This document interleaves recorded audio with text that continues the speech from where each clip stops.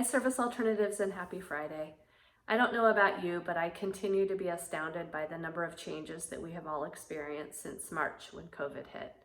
The things that have changed here at work, the things that have changed at home, and everything in between is pretty unbelievable.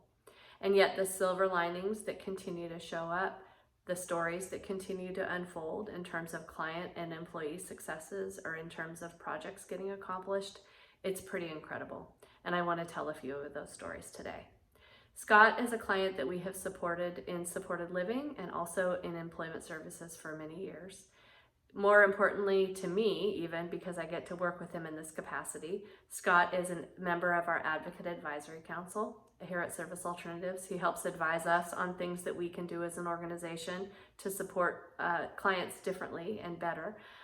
He also is quite a voice in the advocate community. He's known here locally, and he's known way beyond locally.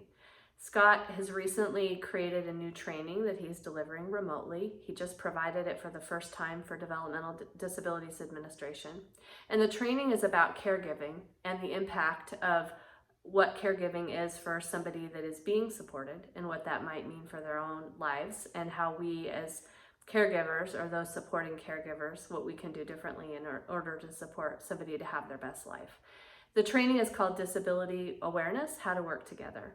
And it's a training that Scott, he is quite an avid Star Trek fan, and he has woven in a number of principles that come out of the Star Trek TV series in order to help teach. It's a training that he's doing here for local providers and for the state. He also has a YouTube version that he is going to be launching nationally. It will be offered to a bunch of different school districts. And then he's also being asked to present in Illinois at a presentation that's coming up.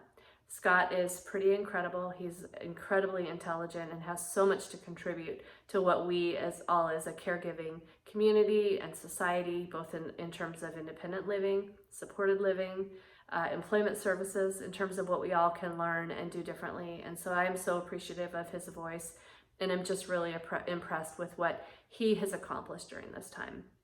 Like all of us, he's had to learn how to pivot. He's learned how to take a training that he typically delivers in person and provide it in this way. So congratulations to Scott. Right Response, on another topic, has just recently launched the commercial version of the ELearning recertification program. This is great news for all of you as employees. You all, if you've already taken your recert recently, participated in the beta version, which is a version that's not rolled out quite as broadly. It has a few more kinks in it. And so that is coming to you shortly in terms of a training program that will be better received by all of you. It's also now available to our licensees who are all across the United States and also in New Zealand.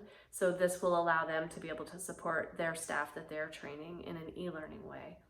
Perhaps even more exciting is what we're learning as an organization in terms of these blended learning models. For the advanced program, the Advanced Right Response program, by taking that through an e-learning program, the amount of class time is being reduced by 40%. So when you think about what that translates into in terms of how much time an employee needs to be away from their home or away from their office, how much travel is involved, that I think is going to contribute to probably better learning, we hope, and also to higher satisfaction in terms of a training experience. So congratulations to the Right Response program, as well as to everybody else in the Training Institute who was involved in that. Converting trainings from classroom teaching models into hybrid or e-learning models is quite a feat. So I'm impressed that all of you have pulled that off, and I know there's more to come.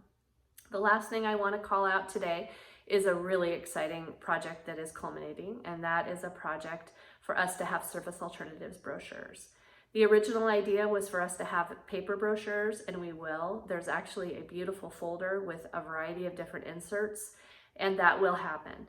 Given COVID and the fact that so little physical interaction is happening, and there are not a lot of community members or community events that we're attending in person, those brochures are available digitally. They're on our website right now, and I encourage you to go poke around and take a look.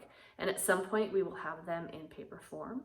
I really want to thank Claire, who has led that project, as well as Anton, Craig, as well as Melissa, who were part of that project in terms of really putting together the way we talk about our services, the way we talk about our programs, the way we talk about our company, our values, all of those different pieces.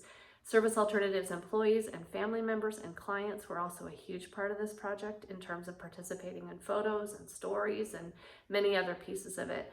But it's exciting at this point in COVID to be able to have a project that is this substantial ready to go. The next project that we are going to be undertaking in terms of marketing is redesigning our website. So we're just getting started on that.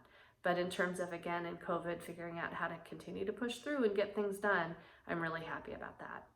Lastly, in terms of COVID, I didn't talk about COVID in my last week's message, so I'm going to this time. I really encourage you, as fall is coming, to focus on finding ways to get outside.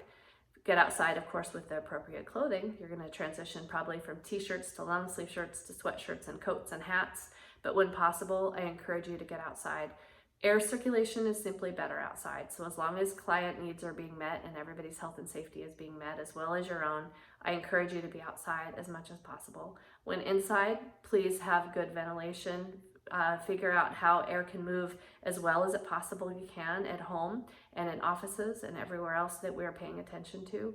Keep paying attention to cleaning surfaces, hand washing, all of those things. COVID's not going away, but our management of it needs to get even tighter as we move into the colder weather, as we move into flu season. Thank you for what you're doing every day out there, SA. We've got this. Keep at it. Bye-bye.